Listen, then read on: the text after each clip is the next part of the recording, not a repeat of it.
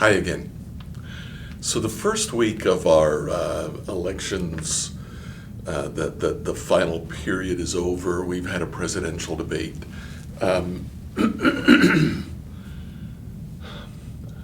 Advertisements are hot and heavy. It seems to me that both in the debate and in most of the advertisements, candidates are not running on what they will do if elected, but on the fear of what will happen if the other person gets elected. Fear is a powerful selling point, and the candidates are capitalizing on that right now.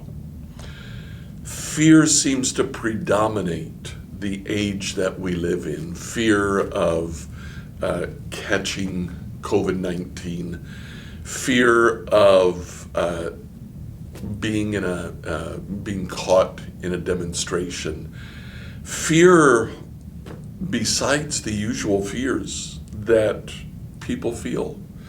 The Bible has a lot to say about that. Israel was a small country by the time King David began to rule. It had only existed for a little over 40 years. And as a result, its people lived in fears. To the south, Egypt; to the north, Babylon. Those two countries could very easily view Israel as a buffer state. So they wanted to take control of Israel so that if the enemy would attack, they would have to attack through Israel first.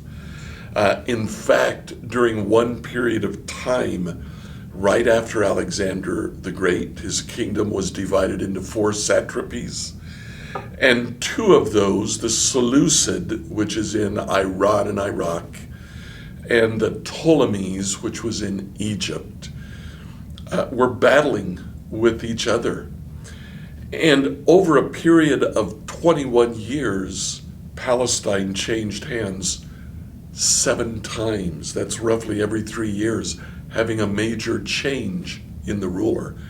Israel had a lot to fear. And yet we read verses like these, just staying in the book of Psalms. Even when I walk through the darkest valley, I will not be afraid, for you are close beside me. That's Psalm 23, verse 4. Psalm 27, verse 1, the Lord is my light and my salvation. Why should I be afraid? And then just a little bit later in verse 3, though a mighty army surrounds me, my heart will not be afraid. Even if I am attacked, I will remain confident.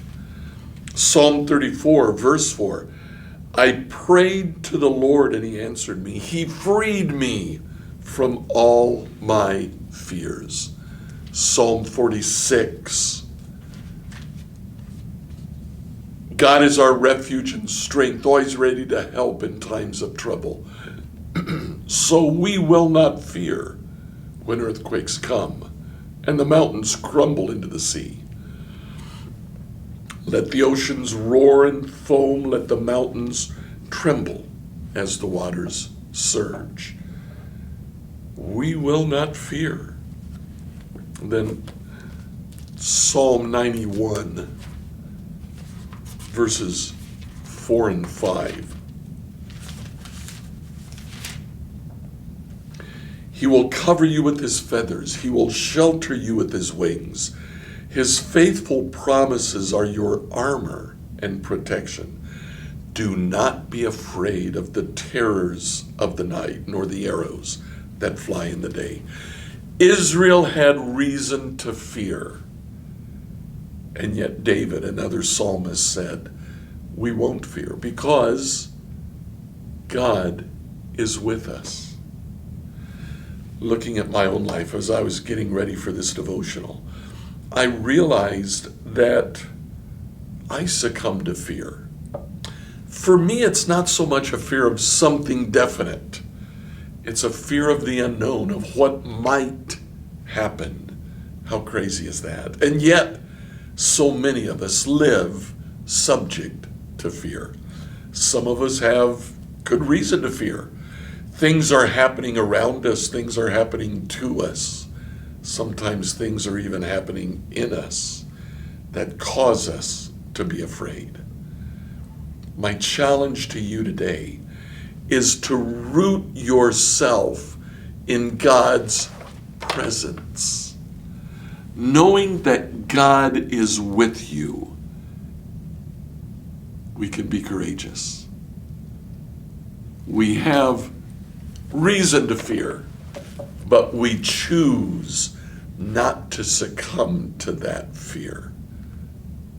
We'll continue talking about this tomorrow. I look forward to seeing you then.